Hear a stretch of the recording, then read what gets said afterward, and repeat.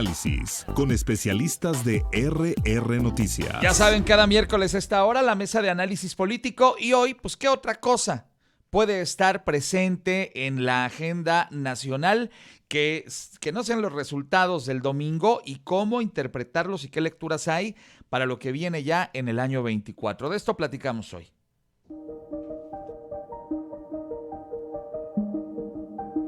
Las elecciones en Coahuila y Estado de México significaron para muchos sectores de la sociedad un laboratorio de lo que serán los procesos electorales del próximo año, cuando se elegirá presidente de la República, 128 senadores y 500 diputados federales, además de 8 gobernadores y jefa o jefe de gobierno de la Ciudad de México. Ha llegado el momento de definir candidatos presidenciales. ¿Cómo llegan los partidos políticos a este proceso? Con el triunfo de Morena y sus aliados Partido del Trabajo y Partido Verde Ecologista en el Estado de México, así como de la coalición Va por México conformada por el PRI, PAN y PRD en Coahuila, se reconfiguró el mapa electoral de nuestro país. México llegará al 2024 con 21 entidades gobernadas por Morena, entre ellas la Ciudad de México, 5 por Acción Nacional, 2 por el PRI, 2 por Movimiento Ciudadano, una entidad por el Partido Encuentro Social y una por el Partido Verde Ecologista. El triunfo de la candidata Delfina Gómez en el Estado de México significó para Morena no solo quitarle al PRI su bastión más importante, sino hacerse de la entidad más poblada del país, lo que buscarán capitalizar con miras al 2024. En tanto, la victoria de la coalición Va por México en Coahuila con Manolo Jiménez significó una bocanada de oxígeno para una alianza que no ha terminado por consolidarse. En Morena inició desde hace tiempo el juego de las corcholatas con las aspiraciones de Claudia Sheinbaum, Marcelo Ebrard, Adán Augusto López y Ricardo Monreal. En la oposición, los nombres van desde Santiago Cril hasta priistas como Enrique de la Madrid. En el rejuego político, Movimiento Ciudadano ha decidido caminar solo, lejos de alianzas y cobijados con nombres como Samuel García, Enrique Alfaro, Luis Donaldo Colosio Riojas o el propio dirigente Dante Delgado. ¿Qué perfil deberán cubrir los candidatos presidenciales? ¿Podrán los partidos elegir candidatos sin fracturarse? Muchas gracias a Tere Garay, la directora de RR Noticias, por esta cápsula de contexto que nos mete de lleno justamente en el debate esta mañana. Déjenme saludar a nuestros invitados a la mesa en el orden en el que fueron sorteados previamente. Buenos días, Víctor Cuevas, ¿cómo estás? Buenos días, mi estimado Ángel, con el gusto de saludarte a ti, a todo el auditorio y al gran equipo de RR Noticias. Gracias, Víctor. ¿Cómo estás, mi querido Jesús Mensa Aguilar? Buenos días. Buenos días a nuestro estimado auditorio y desde luego pugnar porque sea lo mejor para el país. Muchas gracias. Buenos días, Juan Luis Íñiguez. Saludo con respeto a todo el auditorio, a mis compañeros de mesa, a todo el equipo de RR. Muchas gracias, Juan Luis. Ahí tengo también esta mañana y lo saludo con gusto. Don Sergio Camacho, ¿cómo le va? Don Ángel, muy buen día, con el gusto de estar como cada miércoles en la mesa de análisis político de RR Noticias. Bueno, vamos a entrar de lleno a este tema. Nos decía Tere, pues, ¿cómo le van a hacer los partidos para elegir candidato sin fracturarse? Ya les platicaba yo a ustedes parte de lo que ahora ha trascendido, que se mencionó en la cena con el presidente el pasado lunes, que define escenarios muy claros y la hoja de ruta justamente para Morena de lo que va a pasar. Y pues obviamente ya vimos allá al señor Ebrard cumpliendo al pie de la letra lo que pidió el presidente: renunciar antes del día 15, lanzarse justamente a una campaña, digamos, interna entre el 15 de junio y la tercera semana de agosto. Luego la encuesta se levantaría la última semana de agosto y los resultados se darían pues antes de que llegue el 15 de septiembre, y pues ya todos los aspirantes o todas las corcholatas respetarán el resultado, van a apoyar al ganador. Obviamente el que gana la encuesta será el que se quede con la candidatura. El 2 se queda como coordinador de los senadores morenistas, el 3 como coordinador de los diputados morenistas, y el 4 pues ya dirá el presidente o presidenta, en caso de que quede alguien de Morena, para qué lo va a llamar y qué tareas le va a dar. Entonces ya hay una hoja de ruta ahí en Morena, en el Partido Revolucionario Institucional, el PAN y el PRD, pues todavía no se ponen ni de acuerdo ni cómo van a ser las bases, etcétera, etcétera, y el tiempo se los sigue comiendo. ¿Qué opinas del tema, Víctor Cuevas, sobre todo después de lo que pasó el domingo?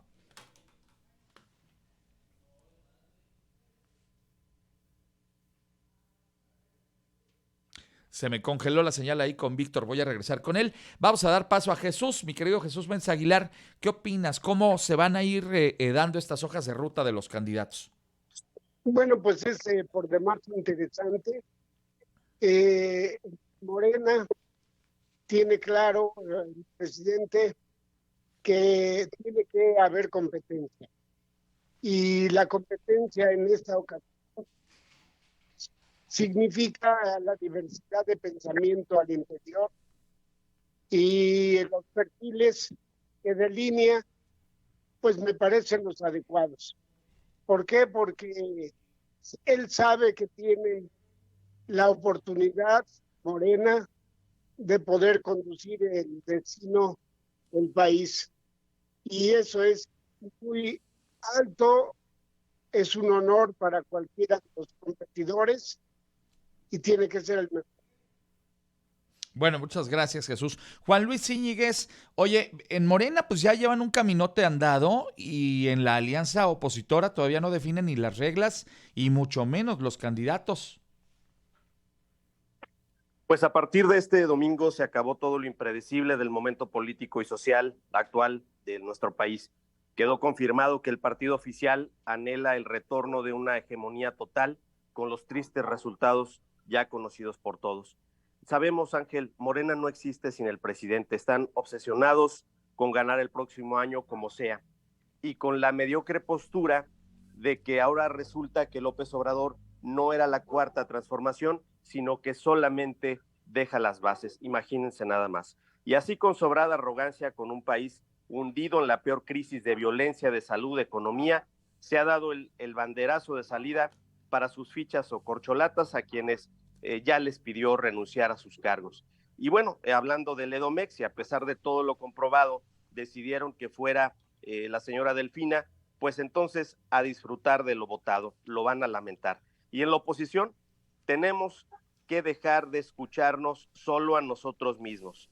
Quedó claro que hay focos rojos, la elección es una durísima llamada de atención que implica intentar comprender las razones por las que se votó en 2018 por Morena, y tenemos que ser capaces de la más elemental autocrítica. De lo contrario, sí estamos jodidos. Bueno, pues ahí eso lo voy a retomar yo enseguida en la siguiente propuesta de reflexión. Por lo pronto, Juan Luis, ¿qué opinas acerca, mi estimado Sergio? A ver si ya regresó Víctor, ya tengo a Víctor otra vez. Entonces voy contigo, Víctor, te doy tu lugar otra vez. Mi querido Víctor, primera lectura de estos temas y ¿qué opinas acerca de las hojas de ruta que ya se han seguido en Morena, que ya hay como ahí establecido cuáles serán los pasos, y en la alianza que todavía no dan pie con bola? Fíjate que el caso de Morena es una simulación bastante interesante. Pareciera ser que los dados están cargados, que este cuento ya está previamente escuchado y que la decisión del presidente ya está tomada y que solamente es un juego para legitimar hacia dónde fue su corazoncito, porque pues parece ser que así ha sido durante todo este proceso de las llamadas corcholatas. Aunque realmente lo preocupante es lo desaseado que se está volviendo el proceso electoral, porque es evidente, como bien lo mencionaba Juan Luis, que llevan ya varios tiempo en franca campaña estos personajes sin que les importe la ley electoral, bajo el cobijo de ese manto presidencial que todo lo limpia y que todo lo protege, y donde entonces pareciera que nos estamos acostumbrando precisamente a estos desaseos, a estos abusos y a este desentendimiento de la ley electoral. Yo hago votos porque de este proceso el candidato que resulte Morena se haga compromiso por defender y proteger la ley electoral, y también hago votos porque la alianza se prepare de manera conveniente para la definición de su candidato de frente a la exigencia ciudadana. Muy bien, muchas gracias, Víctor. Sergio Camacho, preguntarte precisamente esta primera lectura de los asuntos y cómo es que ya en algunos de los partidos, o sea, Morena y sus aliados, pues como que ya definieron por dónde va a ser, mientras que PRI, PAN y PRD, pues hay para finales de junio a ver si se sientan a decidir. Sí, Ángel, bueno, pues mira, venimos de una importante, como lo comentaba Juan Luis, que se deberán hacer las autocríticas adecuadas para que mejoren los partidos, las alternativas de cara a las elecciones del año que entra. Pero sí, ahorita que se traza el golpe que se da ayer en la mesa o antenoche, cuando Morena reúne a sus gobernadores y a sus corcholatas, Y ahora que empieza ya el caminito de que a pesar y obedeciendo a la marca de la casa, haber estado en una permanente campaña, que parece que son los tiempos que vivimos, yo no sé nuestros políticos también a qué hora se dediquen exactamente a sus funciones, porque bueno, pues ahora sí ya se da el banderazo para estas campañas, que inicia incluso ayer con la renuncia del canciller Marcelo Ebrard para dedicarse a lo suyo, ¿no? Veremos qué reacciones esto provoca en los otros potenciales candidatos de Morena y sobre todo en la alianza después de la reflexión que se tendrá que hacer de la elección del pasado domingo. Muy bien, muchas gracias, mi estimado Sergio. Y es que decía Juan Luis el tema de la autocrítica, qué bueno que el propio Juan Luis lo sacó, porque a mí me parece que si de algo han adolecido las lecturas de la elección tanto en Estado de México como en Coahuila, ha sido de una autocrítica. Decía Juan Luis, tienen que dejar de escucharse a sí mismos y escuchar también otras cosas y hacer una reflexión de por qué la gente votó en tal o cual sentido. Me parece a mí, salvo la mejor opinión de ustedes, que el caso Coahuila pues es bien evidente. No dudo que se haya hecho trabajo por parte del PRI, porque el PAN ahí fue pues de convidado de piedra más bien, porque en realidad el PRI con el señor Riquelme desde varios años atrás ya había estado haciendo campaña con el todavía alcalde de Saltillo, etcétera, etcétera.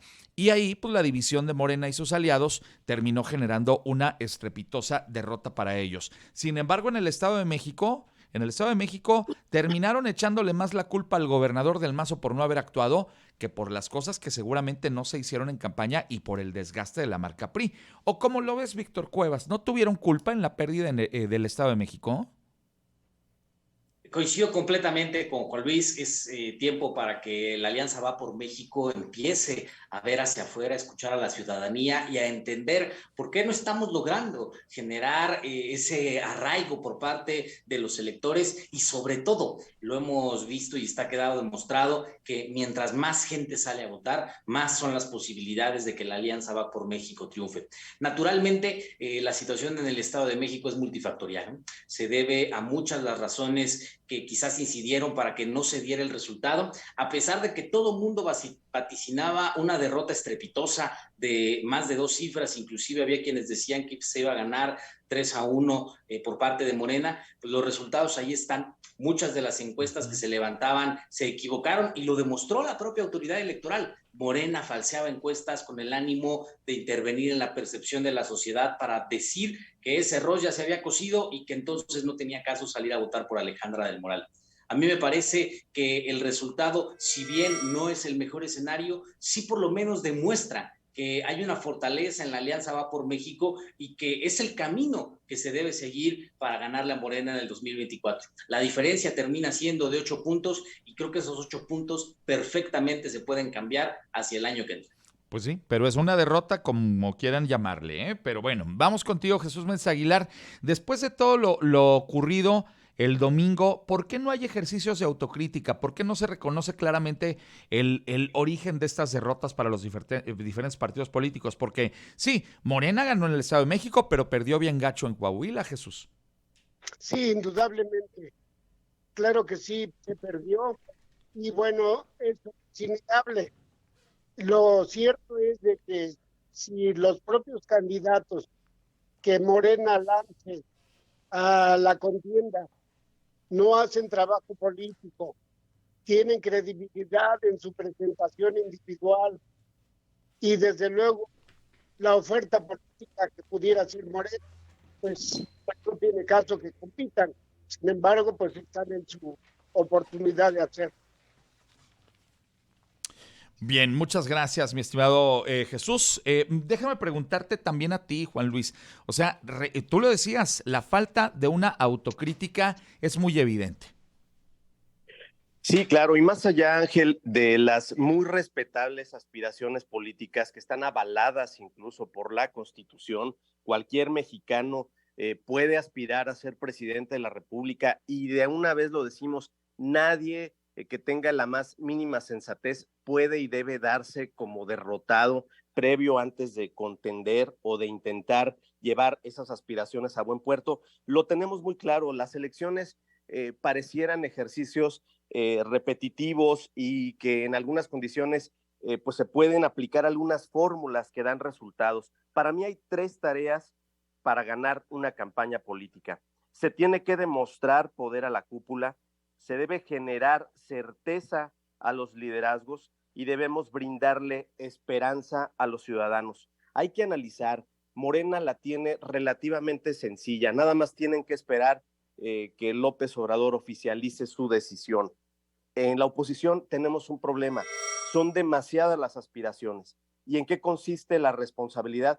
Pues en, primero, analizar si mi aspiración le hace bien al país o nada más estoy buscando cómo colocarme en la repartición de las chambas. Muchas gracias, Juan Luis. Sergio, preguntarte también este asunto, o sea, la falta de autocrítica en los partidos para señalar claros errores, porque sí, Morena ganó el Estado de México, pero como dijo Víctor, ganó por menos de lo que habían vaticinado. Y la neta es que si se hubieran aplicado más en la oposición y hubieran sacado a más gente que no tuvieron esa capacidad de movilización, a lo mejor en una de esas le hubieran pegado un fuerte susto a Morena. Ahí también se dice que, por ejemplo, el PAN y el PRD dejaron colgados de la brocha a los priistas porque no consiguieron los votos que habían prometido, es decir, no hicieron la parte de la movilización que les tocaba.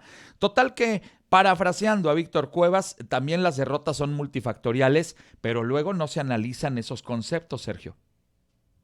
Sí, Ángel, bueno, pues aquí precisamente el resultado que se venía, que se veía venir en cuanto a la división de los triunfos, sí genera una fuerte impresión para que los partidos, cada quien, tanto la Alianza como Morena, hagan esta autocrítica. Lo dices bien, la diferencia en el Estado de México no fue mucha y lo del resultado de Coahuila, bueno, pues fue estrepitoso, ¿no? Entonces yo creo que nadie puede dormirse en sus laureles. Definitivamente hay quienes han dejado de hacer su trabajo y han estado pensando más en las negociaciones y en irse con la inercia.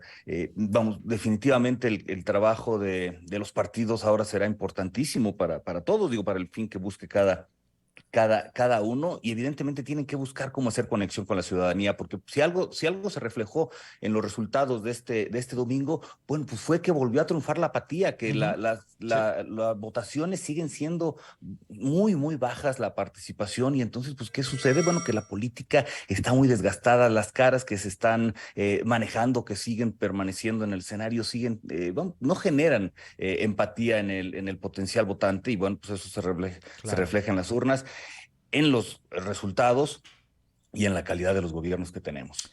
Gracias, Sergio. Son las 7:50, es la mesa de análisis político de RR Noticias, 7:51 ahora. Y bueno, pues estamos platicando acerca de las lecturas que nos deja la elección del domingo y cuál es el camino, la hoja de ruta para el 24 en los diferentes partidos. Más del contexto esta mañana.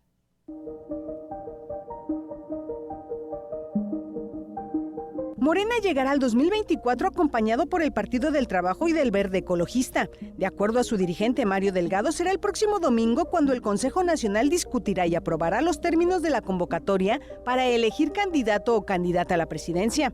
En tanto, los dirigentes del PAN, PRI y PRD, Marco Cortés, Alejandro Moreno y Jesús Zambrano, se marcaron como fecha el lunes 26 de junio para determinar el método de selección, pero considerando la opinión de la ciudadanía. Para Dante Delgado, su partido Movimiento Ciudadano es el único que puede hacerle frente a Morena en los próximos procesos electorales, en donde estarán llamados a votar, de acuerdo a estimaciones, más de 98 millones de electores. A pesar de los llamados a sumarse a Va por México, Movimiento Ciudadano ha rechazado la propuesta, bajo el argumento de que la coalición ha fracasado en diferentes ocasiones. 2024 ya se avisora en el horizonte. El próximo 2 de junio, México será el escenario de la madre de todas las batallas electorales. ¿Quiénes serán los candidatos? ¿Cómo se conformará la Cámara de Diputados y el Senado? ¿Podrá la oposición frenar el avance avasallador de Morena? ¿A dónde caminará el país? Bueno, ahí están estas preguntas que plantea Tere Garay, la directora de RR Noticias, y que nos sirven también para esta siguiente etapa de la discusión y el debate. ¿Qué van a hacer los partidos ante todos estos cargos que se van a disputar el año que entra? Porque obviamente volteamos a ver al cargo del presidente, pero también obviamente están las gubernaturas, están las diputaciones, está la conformación del Senado, y algunos dicen que ya la oposición da por perdida la candidatura presidencial y que por eso no se han enfocado tanto ahí y que más bien van a redoblar baterías en el tema de las gubernaturas. ¿Es así? ¿Qué lecturas encuentras tú? ¿Cuál es el escenario, Víctor Cuevas? Es un escenario bastante interesante que será materia seguramente de muchas mesas hacia adelante. A mí me parece particularmente muy interesante este discurso que ya empiezan a tener los actores de Morena, como el que maneja don Chucho Méndez, hablando de que precisamente se van a dividir después del resultado de la encuesta donde le preguntan al presidente quién va a ser el candidato. Y entonces eso nos refleja que posiblemente ese partido tan poderoso que defiende la Cuarta Transformación termine dividido en dos o hasta en tres candidaturas, igual que pasó en el estado de Coahuila. Y eso presenta un escenario donde ya lo vimos, cuando Morena se divide, y así lo van a hacer porque no van a quedar a gusto con la decisión de López Obrador, pues naturalmente comenzarán los conflictos al interior. Están acostumbrados a eso, esa es su tradición, de ahí vienen. Y por el otro lado, la alianza naturalmente, al tiempo que se concentre en la presidencia de la República, también tendrá que poner todas sus baterías en ganar posiciones locales y federales que son muy importantes para frenar los abusos y esas falsas transformaciones que ha impulsado la 4T desde las reformas a la ley para regresar al país al buen rumbo. Creo que eso precisamente pone en un escenario a la oposición muy noble de cara al 2024, porque son esos liderazgos locales los que pueden fortalecer el proyecto de la Alianza Va por México y darnos buenos resultados. Gracias, Víctor. Jesús Méndez Aguilar, ¿cómo ves el camino hacia el 24? ¿Cuáles van a ser las cosas que vamos a ver en las semanas y meses por venir? Todo lo contrario, comentar el último pensamiento. Yo creo que PAN, PRI, PRD, solamente sentimos que están súper encontrados en intereses, y más en el Estado de México. Luego entonces se facilita para Morena justamente el trabajo político de unidad. Ya lo veremos, porque justamente esa trilogía no es competencia, justamente los tres tienen especial interés de acceder al poder en el Estado de México. Bien, muchas gracias, mi querido Jesús. Juan Luis Íñiguez, te lo pregunto también, pues, ¿qué vamos a ver en las semanas y meses por venir? Un escenario muy peligroso, Ángel. ¿Por qué? Porque las corcholatas se van a dedicar a intentar complacer a su jefe para que sean designados. A ellos les vale gorro su militancia. Bueno, ni siquiera les ajusta para invitar a todos sus aspirantes a sus cenas. Entonces, ni siquiera les importa, pues, su propia militancia. Ellos están concentrados en enfocarse en complacer a su jefe. Y cuidado, porque el valor de la lealtad sin reciprocidad es sumisión. Puedes cancelarte a ti mismo con tal de complacer al de enfrente. Sin embargo, en la oposición, pues hay todo un mundo de cosas que hacer. Tenemos que convencer militantes, simpatizantes, ciudadanos de las diferentes propuestas, y se los vuelvo a poner como propuesta. Tenemos que definir primero un proyecto, después elegir al símbolo competitivo y posteriormente definir la condición de los aliados del bloque opositor. Bueno, pues ahí dejas la vara muy alta, mi estimado Juan Luis. Yo creo que cualquier analista de un proyecto te diría lo que acaba de decir Juan Luis. Primero vamos a decidir qué proyecto vamos a hacer y luego ponemos a la persona más adecuada para llevarlo a cabo. No más que aquí, pues ya saben, la política en este país es el mundo al revés. Sergio Camacho, ¿qué vamos a ver estas semanas en este ya declarado banderazo de salida de la contienda 24? Pues mira, Ángel, pues vamos a ver mucha competencia, muchas propuestas de quién y por cuáles virtudes deberían ser candidatos. Bueno, en este caso, la más notable a la presidencia, pero como comentabas, ¿no? Hay muchas más candidaturas y muchas más posiciones en juego que precisamente serán parte de estas negociaciones que se realizan en nuestra partidocracia, ¿no? Vamos a seguir viendo, bueno, pues esta agenda de polarización que se ha marcado desde hace 5 años o casi 5 años y vamos, parece que los partidos se están enfocando en qué se necesita, cuánta popularidad, porque a veces las elecciones terminan siendo en eso, ¿no? No necesariamente quién tenga las competencias o las capacidades, y ahí es donde será importante ver a todos los partidos que hagan una reflexión para que escojan a los candidatos que representen el bien mayor para México, no para los partidos en sí mismos. Muy bien, muchas gracias, mi estimado Sergio. Llega el momento de la ronda final de comentarios. 1 minuto para cada uno de ustedes. Arrancas esta ronda de conclusiones, mi querido Víctor Cuevas. Decía mi estimado Sergio Camacho que se deberán de enfocar en quién garantiza el bien para México. Y hay un estudio del Financiero muy interesante que decía que la gran mayoría de los electores deciden su voto mucho antes de las campañas políticas. Apenas un 20% de los que salen a votar lo decidieron durante la campaña y son muy, muy pocos los que lo deciden el día de la elección. A mí me parece que esta lectura es muy interesante porque precisamente el hecho de demostrar cuál es la mejor opción para México deberá de salir precisamente de un proyecto lo suficientemente convincente como que para que la población se dé cuenta de cuál es el camino correcto si queremos corregir el rumbo de nuestro país. Es ahí donde está el reto de la Alianza Va por México, de consolidar un proyecto, un plan que sea ajeno a los individuos, que sea ajeno a la persona y que esté completamente cercano a la ciudadanía para demostrarle que esto a lo que estamos llegando tiene una solución y que la solución es votar por la Alianza Va por México. Después, como bien lo decía, el concurso de popularidad determinará quién encabezará ese proyecto, bien, pero lo más importante son las bases. Gracias, Víctor. Jesús Menza Aguilar, 1 minuto, comentario final. Al final me parece que lo que va a predominar es la diversidad de pensamientos, de acciones. En ese sentido, entonces, el electorado, que ya es un electorado consciente, pensante, estará justamente por votar por quien más le convenga. Ok, muchas gracias, Jesús. Juan Luis Íñiguez, 1 minuto, comentario final. Muy importante que además de la reflexión y la autocrítica interna en los partidos, en este caso en el PAN, que debemos hacerlo abiertamente, qué está bien, qué no está tan bien, tenemos que analizar la conducta política de la ciudadanía, porque para mí hay 4 tipos de electores. Uno es el paria, es decir, el resignado con el despojo de su patrimonio cívico, que ha renunciado a su dignidad y que acepta la exclusión total de la vida pública. Está también el cliente, que está obviamente pues apegado a ciertas tolerancias o condiciones de favores de los gobiernos.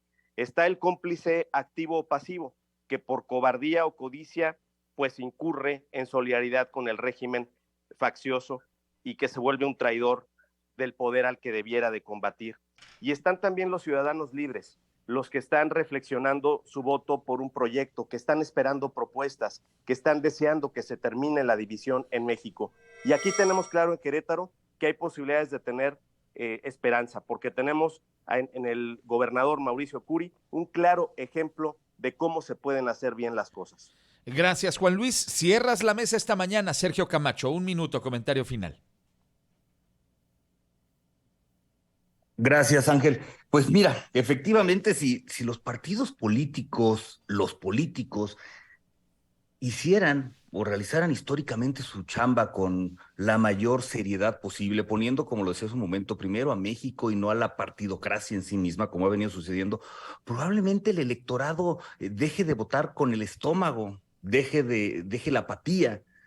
Lo que vemos es una clase política que, vamos, ahorita que se divide en 2 bandos, bueno, pues que buscan su supervivencia, pero cuando están en el poder, bueno, pues buscan su supremacía en el poder. Entonces, definitivamente, creo que sí los partidos necesitan hacer una fuerte reflexión, una fuerte autocrítica, buscar cómo reinventarse, porque seguimos viendo a los mismos, se sigue reciclando y no vemos en un escenario nacional algo que nos dé aliento. Y entonces, bueno, pues definitivamente, como comentaba Víctor, ¿no? Pues los votantes tienen definido mucho antes su voto y probablemente se ha definido con el estómago más que con la razón. Entonces, ojalá y encuentren los partidos darle esa visión de unidad y de reflexión y de poner, insisto, a México primero antes de este sistema de partidocracia en el que hemos vivido inmersos. Muy bien, pues muchas gracias a los 4 por darnos su punto de vista y cómo ven las lecturas después de lo que pasó el domingo y cómo se prepara justamente esta carrera hacia el 24.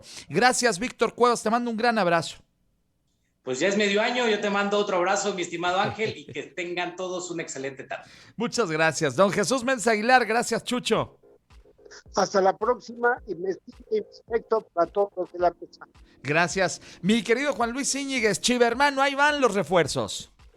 Ahí vamos, mi estimado Ángel, un gran abrazo, gracias por el privilegio de estar en el mejor programa de noticias. Gracias, mi querido don Sergio Camacho, un abrazo. Don Ángel, un abrazote a ti, a todo el equipo de RR Noticias, a mis compañeros de mesa y a todo el auditorio. A los cuatro un gran abrazo, que sea una semana muy sabrosa, que hoy miércoles sea lleno de éxitos y aquí nos encontramos dentro de 8 días. Amigas y amigos, son las 8:03, 8:04 ya. Vamos a hacer